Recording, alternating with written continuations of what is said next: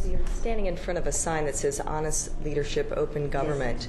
Yes. Your party has also taken on the mantra of the culture of corruption, pointing the finger at the GOP.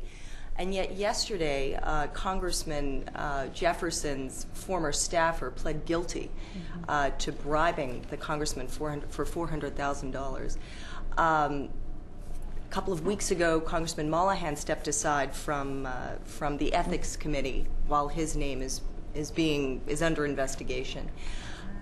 Do you think that perhaps you need to change the sign? No, the sign is truer than ever.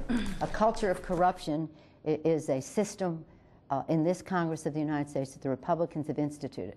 The Washington Post has called it a criminal enterprise operating out of the Republican leader's office. It's about all of the Republican caucus enabling this caucus to have this strong link to the lobbying community at the expense of America's consumers. There are, in the case of Mr. Jefferson, I think the Ethics Committee should investigate him. I think the Ethics Committee should investigate. It's his private matter, and he should be investigated because of the stories that have been in the press and the guilty plea that you mentioned yesterday. That's his business. That's not ours. Have you spoken with Congressman Jefferson to ask him whether or not he's... No, I don't. When I know that there's a criminal investigation going on, I don't speak to the person because I'm not. I just don't. I just don't. Democrat or Republican, I just don't speak to the person.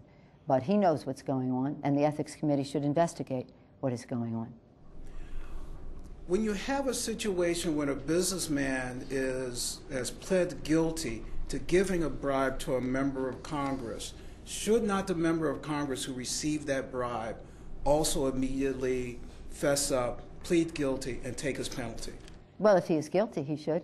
But, I mean, there's a due process involved here. But the ethics, my responsibility is not what that person does. My responsibility is upholding an ethical standard here.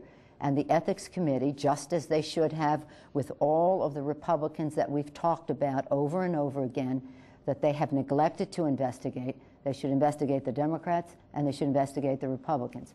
But the Republicans are all tied together, the names we've put forth, under the name of Jack Abramoff. And again, a criminal enterprise operating out of the leader's office. Mr. Jefferson is his own behavior. He's responsible for it. The Ethics Committee should investigate him.